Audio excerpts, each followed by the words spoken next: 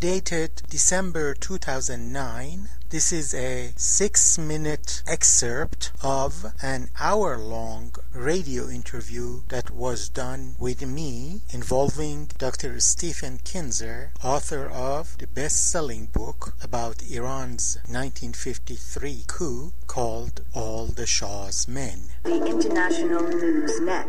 Live free speech talk radio at its best. Now time for another installment of INN World Report Radio. And we have a great show lined up for you tonight of one of my absolute favorite guests. Very, very knowledgeable, straight shooter, and investigative journalist, author of many great books. Stephen Kinzer will be joining us. And then a special guest again for the first time. We're going to be joined by Moji. He is a very interesting man. I've read a great article by him, and that's why I wanted to have him come on the program. He is an Iranian-American bilingual poet and a peace, civility, and earth activist, trained as a cultural psychologist. He's going to give us insights into what's going on in Iran these days. And here is Dr. Stephen Kinzer, who says, take the hugely inspirational example of the democratic movement in Iran right now as the true Iran. Moji, actually, Stephen is interested in asking you a question. Let me try to break in here and ask this question.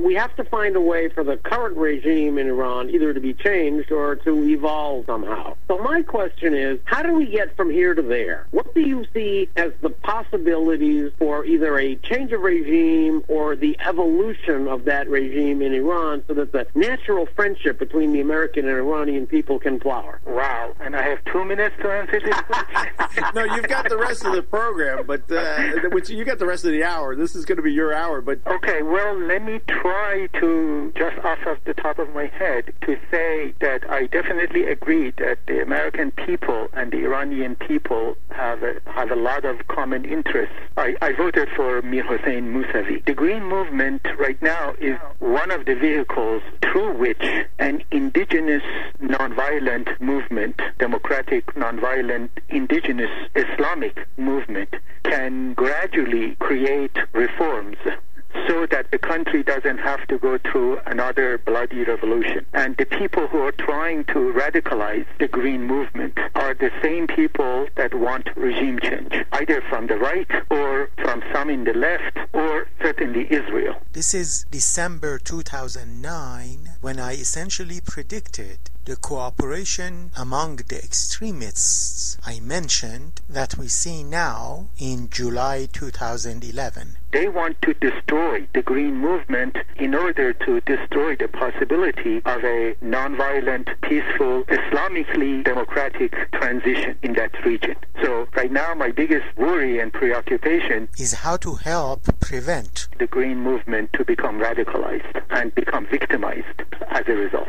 That's a very impressive analysis, and I think it is a reflection of understanding of the long history of Iran. Iranians have learned it's better to try to work within the political system somehow, because revolution and radical change can always bring something worse. The question facing Iranians is, how do you avoid the temptation of violent rupture, but still produce a political change so that their government will more fully reflect the desires of its people? And that, I think, is the fundamental challenge facing Iranians today. Moji, would you say that that's your concern? Let me say this. Iran has at least 3,000 years of absolute arbitrary monarchical rule.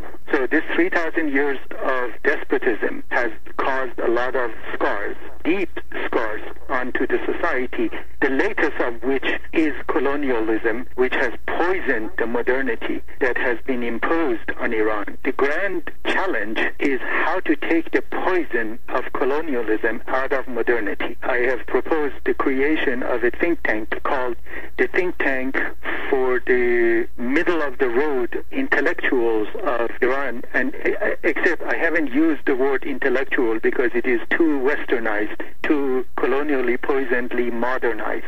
I use the term Khair Andish, i.e. the people who think in terms of integrated good. And this middle-of-the-path Khair Andish, people who think and behave in the integrated good of the society, can build the foundations for an indigenous modernity. So that the country hopefully can stay in the middle and not veer either to one extreme and then in response to go to the other extreme, which has been the pattern in part imposed by colonialism for the past 150 years in the modern experience of history in Iran.